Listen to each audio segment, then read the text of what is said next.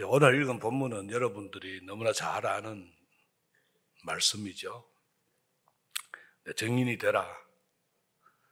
익숙한 말씀인데 증인이 되라 그러면 흔히 불신자들 불러서 예수를 믿게 하라 그렇게 생각합니다.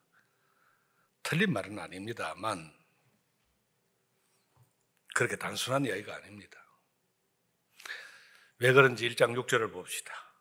그들이 모였을 때 예수님께 여쭈어 이르되 주께서 이스라엘 나라를 회복하심이 이때니까. 여러분, 이렇게 말할 때 제자들의 속내가 무엇이겠습니까? 어떤 마음으로 이런 말을 했겠습니까? 원래 이스라엘은 선민, 즉 하나님이 부르신 하나님의 백성이라는 뜻이죠. 그리고 저들에게는 구원을 생각할 필요가 없는 사람들입니다. 하나님의 백성이니까. 제자들도 마찬가지입니다. 그런데 왜 제자들이 이스라엘 나라를 회복할 때가 이때입니까? 언제입니까? 라고 물었겠습니까? 그런 이유는 제자들 주변에 제자들을 괴롭히는 사람이 여전히 많이 있었고 또 예수님을 비롯해서 많은 사람들이 예수님을 비롯해서 제자들에게 많은 사람들이 그야말로 원수같이 반대하는 괴롭히는 사람들이 깔려 있었죠.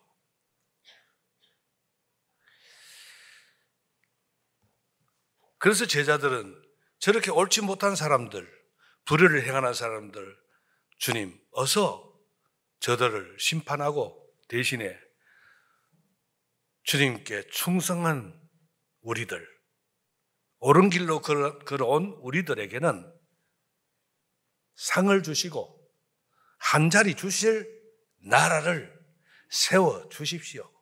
그게 언제입니까? 라는 것이죠. 이게 제자들의 가장 큰 관심사입니다. 제자들의 입장에서는 그것을 충분히 요구할 만합니다.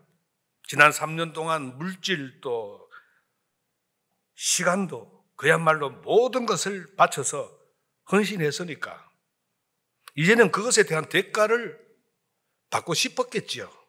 그런데 그들의 이러한 요구에 대해서 주님이 말씀하신 대답은 1장 7, 8절에 때와 시기는 너희가 알 바 아니고 나의 정인이 되라는 겁니다. 어찌 보면 제자들의 질문과 예수님의 대답은 동문서답 같습니다. 여기서 우리가 중요하게 살펴야 되고 또 발견하는 것은 나는 옳고 저들은 옳지 않다, 저들은 틀렸다 라고 하는 것은 모든 사람들이 가지고 있는 보편적인 종교적 본능입니다. 그래서 신앙을 갖는 것도 내가 옳고 바른 사람이 될 것이라는 발상 때문에 옳고 그름에 대한 편견이 생기는지 모릅니다. 바로 이런 종교적 편견을 깨트린 것이 뭐냐? 정인이라는 겁니다. 여러분 이건 잊지 마십시오. 옳고 그름에 대한 종교적 본능을 그 편견을 깨트리는 것이 뭐냐? 주님께서 정인이 되라는 겁니다. 제자들의 질문 내용은 옳은 것이 언제 확인되며 또 틀린 것은 언제 드러나느냐 하는 것인데 주님은 언제에 대한 것은 너희들이 알 필요가 없고 나의 정인이 되라. 이게 얼마나 중요한 문제이기에 주님께서 유언으로 남겼겠습니까?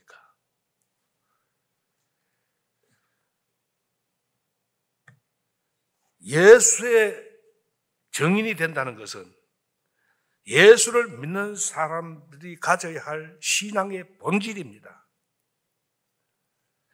물론 신앙의 본질은 뭉뚱거려서 하나님의 하나님께 영광을 올리는 것, 하나님을 영화롭게 하는 것이라 말할 수 있습니다. 그런데 이런 신앙의 본질, 하나님께 영광을 올리고 하나님을 영화롭게 하는 것이 무엇인지를 아려면 구체적으로 나중에 예수님이 오셔서 사람들을 심판하실 때 무엇을 기준으로 하는가를 보면 알 수 있습니다. 마태복음 9장 10절에서 13절로 갑시다. 함께 읽어보겠습니다. 시작. 예수께서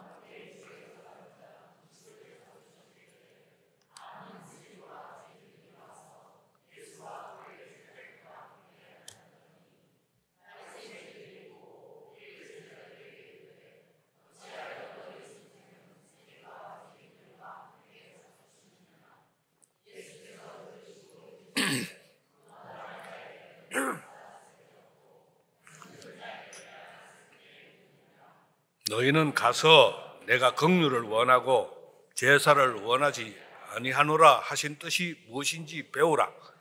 나는 의인을 부르러 온 것이 아니요 죄인을 부르러 왔노라. 아멘. 예수님 당시에 예수님과 사사건건 충돌했던 바리새인들과 같은 종교 지도자들이 항상 문제 삼은 게 뭐냐 하면 왜 당신은 옳은 사람이라고 하면 의롭다고 하면서 옳은 일은 하지 아니하고 그런 일을 하느냐. 다시 말하면 당신이 죄를 싫어하고 의를 원하는 사람이라면 죄 지은 사람을 마땅히 멀리하고 죄 지은 사람들과 먹고 마시지 말아야 될 거 아니냐. 의로운 사람들과만 있어야 될 거 아니냐. 그들은 그걸 가지고 예수님에게 시비를 걸었습니다. 거기에 대한 예수님의 대답이 호세아 6장 말씀. 너희는 가서 내가 긍휼을 원하고 제사를 원하지 아니하노라 하신 뜻이 무엇인지 배우라고 했습니다. 일반적으로 제사라고 하는 것은 자기의 옳음을 드러내는 상징적인 종교 행위입니다. 그러니까 주님은 옳다 그러다고 하는 그런 종교적 행위보다 긍휼을 원한다는 겁니다. 좀 더 쉽게 말하면 주님께서 원하는 의로움이라는 것은 어떤 선을 행했다거나 죄를 짓지 않았다라는 것이 아니라 그의 행위로 말미암아 다른 사람들을 얼마나 용납하고 그래서 그 사람을 주님께로 돌이키게 하는 데 있다는 겁니다. 그게 의라는 겁니다. 우리가 얼마나 이 부분에 대해서 오해하느냐. 세상이 말하고 있는 의의 기준으로 사람을 자꾸 봅니다. 그리 편견에 빠지는 거예요.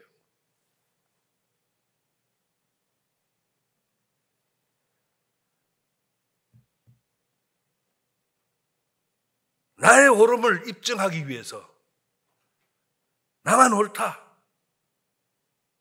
나는 죄를 짓지 않았다. 이런 식으로 자기의 우월감에 빠지지 말라는 겁니다. 누가복음 18장 19절 14절에 보면 이 부분을 쉽게 설명하는 대목이 나옵니다. 같이 읽어봅시다. 시작. 또 자기를 의롭다고 믿고 다른 사람을 멸시하는 자들에게 이 비유로 말씀하시되 두 사람이 기도하러 성전에 올라가니 하나는 바리새인이요 하나는 세리라.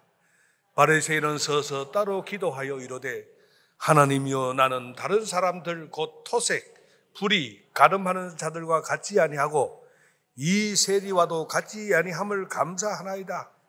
나는 일에 2번씩 금식하고 또 소대 11조를 드리나이다 하고 세리는 멀리 서서 감히 눈을 들어 하늘을 쳐다보지도 못하고 다만 가슴을 치며 이르되 하나님이여 불쌍히 여기소서 나는 죄인이로소이다 하였느니라. 내가 너에게 이르노니 이에 저 바리새인이 아니고 이 사람이 어렵다 하심을 받고 그의 집으로 내려가느니라. 아멘. 예수님의 이 비유도 상식적으로 이해가 잘 안 됩니다. 하나님이 죄 지은 사람과 죄를 짓지 않은 사람 중에 어찌 죄를 지은 사람을 더 어렵다고 말하느냐 이겁니다. 상식으로 안 맞죠? 예수님이 세리를 어렵다고 하신 이유가 뭔가? 이 문제는 사실 교만과 겸손의 문제가 아닙니다. 자기를 어렵다고 생각한 바리새인이 주님께 인정받지 못한 이유는 그의 의로움이 다른 사람을 멸시했기 때문입니다. 그의 의로움으로 다른 사람을 무시했기 때문입니다. 그러니까 주님께로부터 그의 의는 인정받지 못한 거죠. 나는 옳고 저는 틀렸다는 식으로 다른 사람들과 비교하는 것은 성경이 말하는 의가 아닙니다. 주님께서 판정하시는 의로움의 근거는 다른 사람을 어찌하든지 용납해서 그 사람을 주님께로 돌이키게 하는 것이 주님이 판정하신 의로움의 기준이라는 겁니다. 예를 들어서 가늠하다가 현장에서 잡혀온 여인이 있었죠. 이 여인을 데리고 온 바리새인들이 이 여인이 가늠했는데 어찌할까요?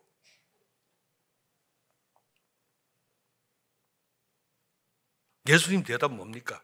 이 여인이 옳다고는 말씀하지 않았죠.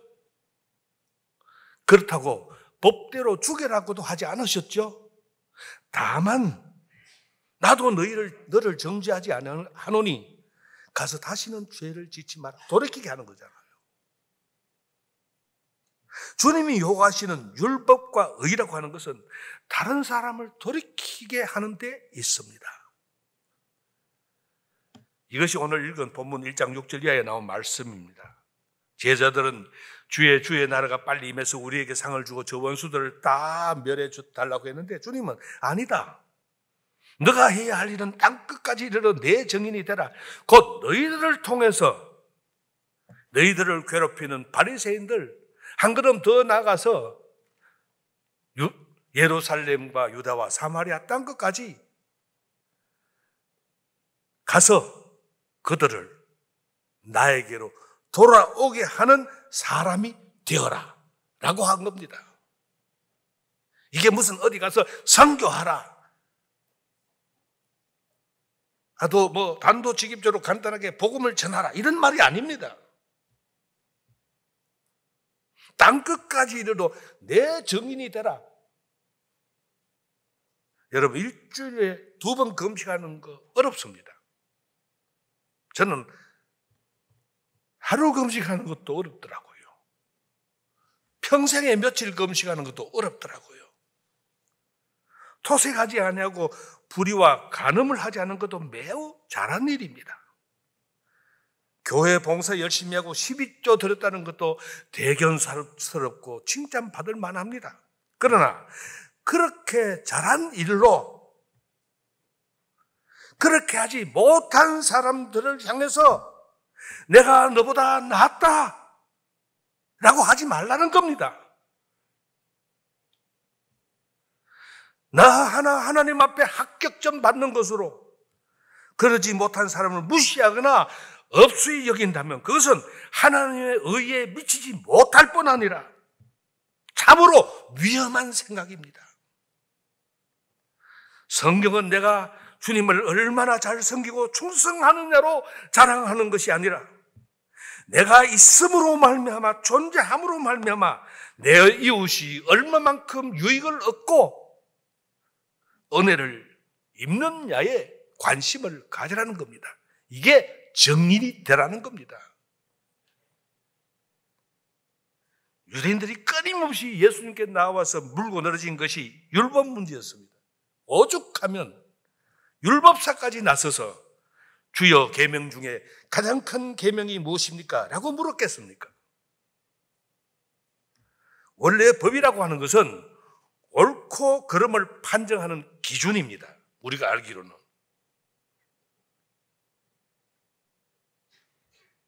그러나 옳고 그름을 판정하거나 법을 지키기 이전에 왜? 무엇 때문에 이 법이 옳다, 그렇다, 그러다 판정하고 또 그것을 지켜야 하는가를 살펴야 합니다. 무엇 때문에 왜 이 법이 옳다 하고 그러다 하느냐? 그래서 주님이 대답한 게 뭡니까? 그 법을 지키고 판정하는 기준은 내 하나님을 사랑하라, 내 이웃을 내 몸과 같이 사랑하라. 이게 판정의 기준입니다.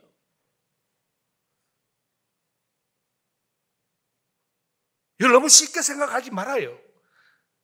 내 하나님을 사랑하라, 내 이웃을 내 몸처럼 사랑하라. 이게 법이 옳다 그러다 하는 판정의 기준이다 이 말입니다. 성경의 모든 계명과 율법, 그리고 오늘날 우리가 가지고 있는 모든 교회법은 우리를 의롭게 하기 위해서, 다시 말하면 그 법을 지킴으로 말미암아 그러지 못한 사람들을 주님께로 인도하게 할 수 있어야 그게 바로 의를 지키는 것이고 주님이 인정하는 의가 된다는 겁니다.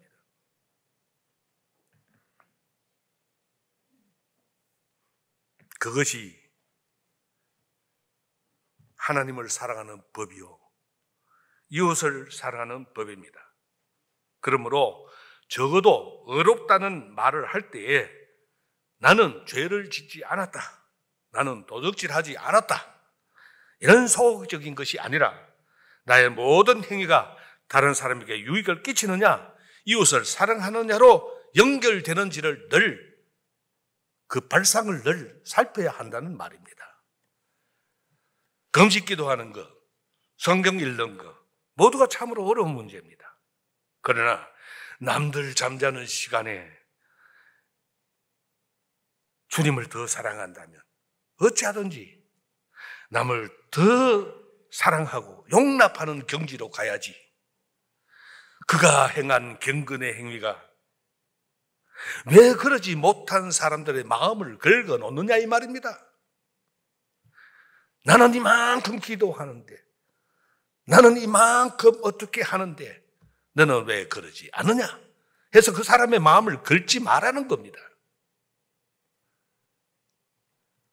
내가 받은 성령의 능력과 은사는 나를 더욱 십자가 앞에서 죽이고 내가 더 양보하는 능력으로 나타나야지, 그렇지 못한 사람을 길을 죽여서는 더더욱 안 된다는 겁니다. 하나님의 나라를, 천국을 사모하는 것도 그렇습니다.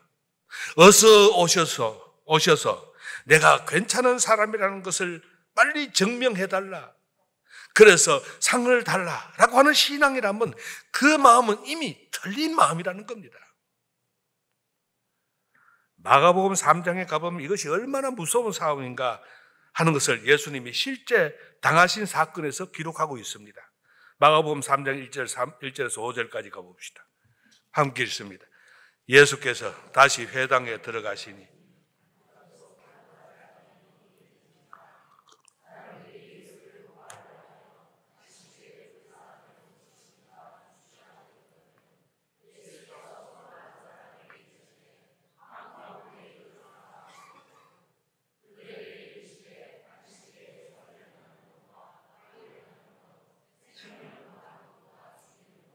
어느 것이 옳으냐 하시니 그들이 잠잠하거늘 그들의 마음이 완악함을 탄식하사 노하심으로 그들을 둘러보시고 그 사람에게 이르시되 네 손을 내밀라 하시니 내 밀매 그 손이 회복되었더라. 아멘. 손 마른 사람에게 가장 필요한 것, 중요한 것은 손 마른 사람의 손을 고치는 거죠. 낫게 하는 겁니다. 그러나 사람들은 안식법을 지키느냐 안 지키느냐에 관심이 있습니다. 그들은 손 마른 사람이 손을 고쳤을 때 그가 고침받는 기쁨에 함께 동참하기보다는, 또 그가 지금까지 불구로 살았던 고통을 불쌍하게 여기는 적은지심이 아니라 고치기만 해봐라, 네가 법을 어겼으니 죽이겠다는 마음을 가지고 있었습니다. 바리새인이 누굽니까? 법대로 경건하게 살자고 하는, 그렇게 살자고 모인 특별한 종교적 엘리트 집단 아닙니까? 종교적 기득권자, 요즘 말하면 성직자군입니다. 요즘 말하면 교회 안에서도 하이라르키에 속하는 좀 그런 사람들, 그런 군에 있는 사람들입니다. 뭐 성도들은 좀 거기에 안 속하는 것 같으네. 바리새인 정도까지는 안 될 것 같아. 목사들, 목사님들, 신학자들, 이런 사람들 대부분 다 뭡니까? 바리새인 축에 속할 정도로 종교적으로 특별한 엘리트 집단입니다. 그런데도 보세요. 예수님께서 안식일에 선을 행하는 것과 생명을 구하는 것과 죽이는 것 어느 것이 옳으냐고 물었을 때 그들은 입을 꾹 다물었습니다. 그러자 주님이 저희의 마음의 완악함을 단식하사 노하셨다 그랬습니다. 그냥 노하기만 한 게 아니고 저들을 보며 불쌍히 여긴 거예요. 어떻게 너희들이 그렇게 성경을 많이 알고 그렇게 많이 하나님을 잘 섬긴다고 하면서 이 한 사람에 대한 그런 긍휼이 없느냐, 적은지심이 없느냐, 사람을 사랑하는 마음이 왜 그래 없느냐, 내가 완전히 법이라고 말하는 그거. 그래서 주님이 탄식하며 노하셨다 했습니다. 여러분, 우리의 신앙이 남을 살리기보다는 자기만 더 살겠다는 마음이라면 그거는 본문의 제자들이나 바리새인이 지나지 않습니다. 주님께서는 안식일을 못 지키는 한이 있더라도, 요즘 말로 하면 예배를 못 드리는 한이 있더라도 사람을 살리는 게 더 중요하다. 성경의 모든 요구가 뭡니까? 신앙의 본질이 뭡니까? 내가 아는 지식, 성경 지식, 내가 받은 달란트, 내가 가진 직분, 내가 겪은 신비로운 경험, 내가 가진 모든 것을 동원해서 내 주변에 있는 사람들에게 유익하게 되는 것으로 쓰여지지 않는다면 그건 문제 있는 신앙입니다. 결국 신앙의 핵심은 한 생명을 사랑하는 것입니다. 여러분이 있음으로 말미암아 여러분이 알고 있는 사람들, 한 번 마주쳐 인사하는 사람들까지 그들을 위하여 기도해 주는 사람이 되어야 여러분의 존재가 하나님으로부터 인정받을 것이고 그것이 하나님께 영광이 될 것입니다. 내가 있음으로 말미암아 주를 찾을 줄 모르는 내 친척과 혈육, 가문의 형제들, 내 동창들, 아파트 위아래 사람들이 주를 찾게 되어야 진짜 예수의 증인이 되는 겁니다. 나로 말미암아 주변 사람들이 직간접적으로 그리스도의 향기를 맡고 내 기도로 그들이 하나님 앞에 쏘게 되고 나의 인생이 그들과의 접촉에서 하나님이 그들을 간섭할 기회를 갖게 만드는 것이 예수의 증인입니다. 여러분이 얼마나 많이 용서하며 얼마나 많이 용납하기 위하여 안타까워하며 기도하는 사람인가는 여러분 스스로 반문해 보십시오. 하나님께서 여러분이 베푼 긍휼과 자비를 통하여 하나님이 기뻐하는 존재가 되십시오. 이것이 성경이 말하는 신앙입니다. 마태복음 28장 19절 20절에 보면 사도행전 1장 6, 8절의 말씀 확대하는 성경 구절이 나옵니다. 그러므로 같이 읽을까요? 그러므로 너희는 가서 모든 민족을 제자로 삼아 아버지와 아들과 성령의 이름으로 세례를 베풀고 너희에게 분부한 모든 것을 가르쳐 지키게 하라. 아멘. 여기 보면 세 가지 명령이 나옵니다. 이 세 가지 명령이 정인이 되기 위한 구체적인 행동 지침입니다. 첫 번째로 제자로 삼아라 그랬습니다. 이 세 가지를 신학자들은 The Great Commitment, 대위임이라고 하는데 그런 것까지는 알 필요가 없고, 이 세 가지 일이 정인이 되는 구체적인 내용이고 하나님을 용화롭게 하는 일입니다. 제자로 삼는다는 말은 헬라 원문은 마테튜어, 영어로 매스메딕스입니다. 지금은 워낙 많은 인구가 살고 있으니까 지식을 전달하는 방식이 집단적일 수밖에 없지만, 옛날에 도제라고 해서 제자가 되면 스승의 집에 가서 먹고 마시면서 그렇게 스승이 가지고 있는 모든 것들을 전수받지요. 마치 동의보감에 나오는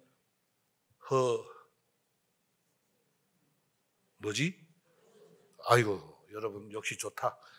이제 늙어가는 게 확실합니다. 허준과 그의 스승, 이 도제입니다. 예수의 제자, 예수님께서 제자로 삼아라는 뜻이 그겁니다.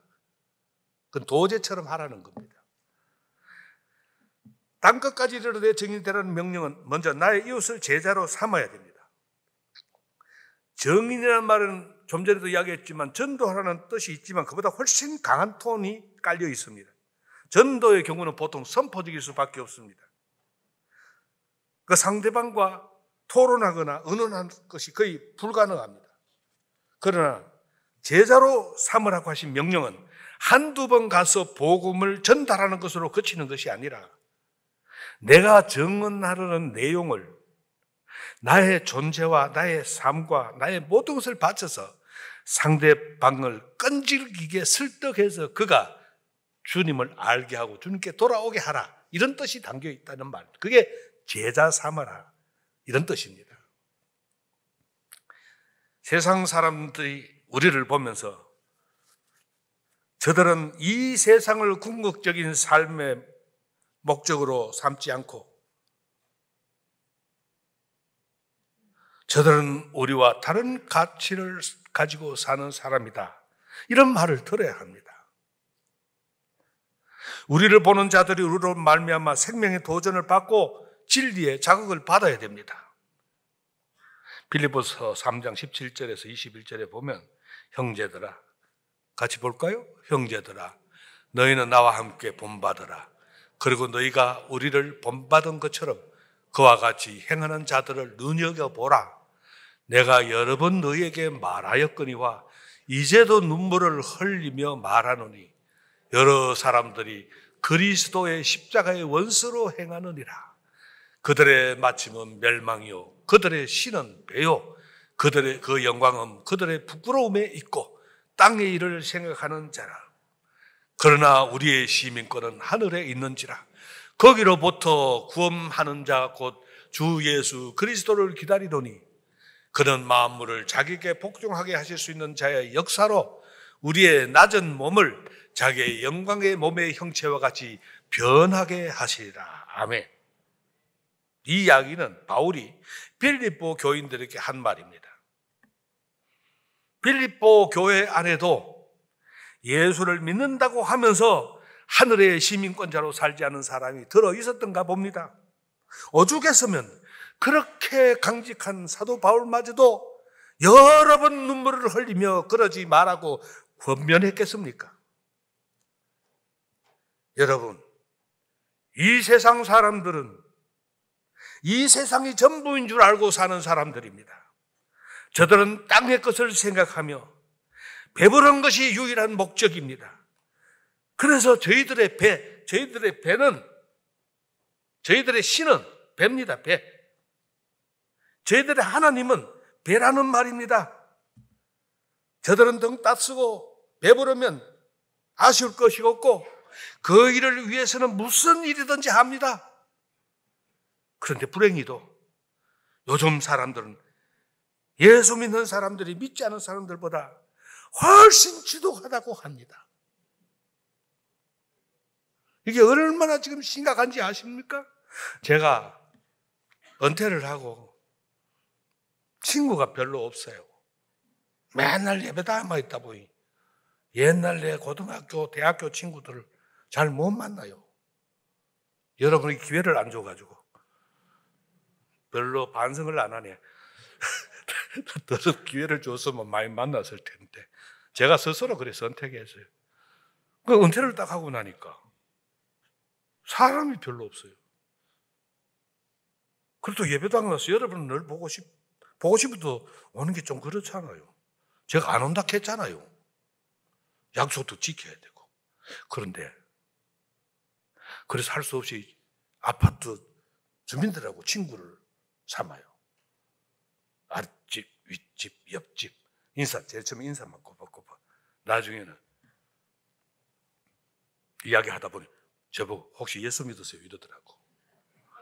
뭔가 좀 낌새가 이상했던가 봐. 예, 믿습니다니까. 에이, 예수 믿는 사람들이 에이.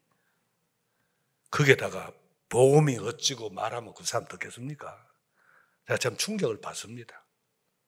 요즘은 조금씩 들어가더라고. 좌우지가 뭐 하면 하나라도 더 양보하고 저쪽에서 쓱 보고 저 짐 들고 막 뛰어가가지고 다 잡고 막 현관문까지 들고 막 탁 하니까 늙으니까 그리고 그 젊은 사람들 안 좋아할 수가 없잖아요. 애들 막 좋아가고 막 귀엽다고 막 안아주고 막 하면 좋다고. 근데 어쨌든 제가 하고 싶은 이야기는 왜 예수 믿는 사람들이 안 믿는 사람들과 똑같은 길을 가면서 저들이 목표하는 것과 같은 목표를 가지고 거기다가 예수까지 믿어가지고 하나님이라는 그 신한테 능력을 받아가지고 왜 자꾸 그래 자꾸 자기만을 위해서 그거 하고 있느냐. 예수 믿지 않는 사람들과 똑같은 목적을 가지고 남을 해치고서라도 성공하려고 하거든요. 찔림이 없습니까?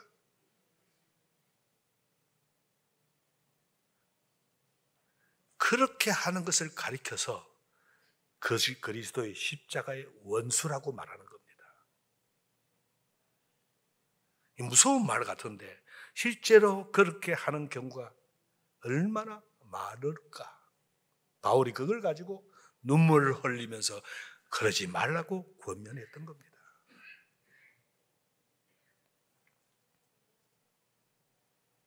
본문 중에서 정은이라는 말은 헬라어로 마르테르란데 영어로 마트라는 말이 여기서 파생했습니다.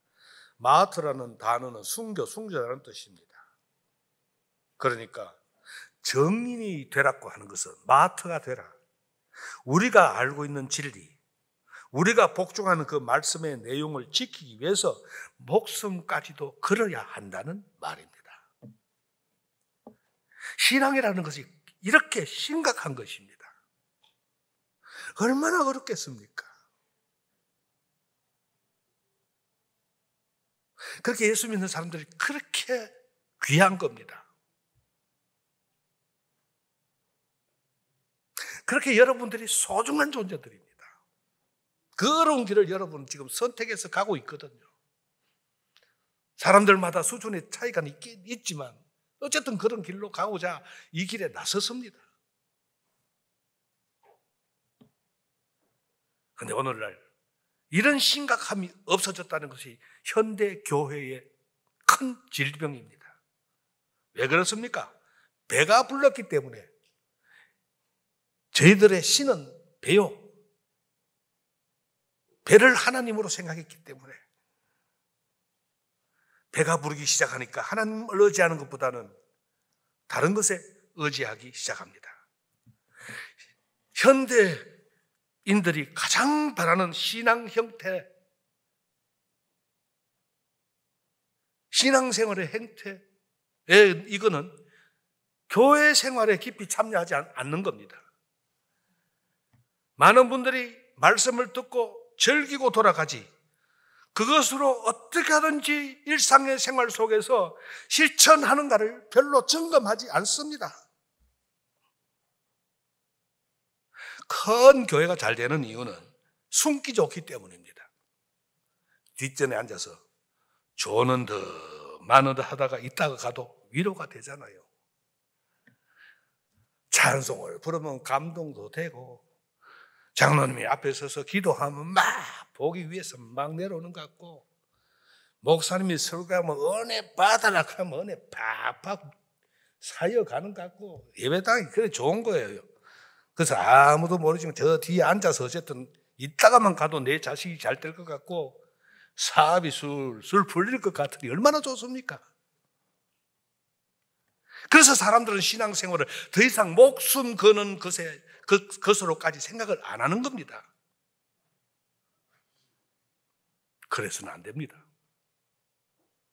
저는 오늘 말씀을 통해서 우리가 누구인가, 또 어떻게 살아야 하는가를 조금이나마 깨우쳤으리라고 생각합니다. 하나님께서 여러분에게 이런 깨우침을 주시기를 바랍니다. 저와 여러분은 하나님의 자녀인 것이 분명합니다. 우리는 주를 믿으며 주의 부르심을 받았으며 주님의 사랑을 받고 있는 자들이요, 하늘의 시민권을 가지고 있는 사람들입니다. 그렇다면 사랑하는 부산인 가족 여러분, 우리에게 정인되라고 하신 말씀이 얼마나 복된 것이며 놀라운 일인지를 아십시오. 교회가 교회되는 것은 다른 무엇이 바뀌어서 되는 것이 아니라 내 자신이 변화하는 것입니다.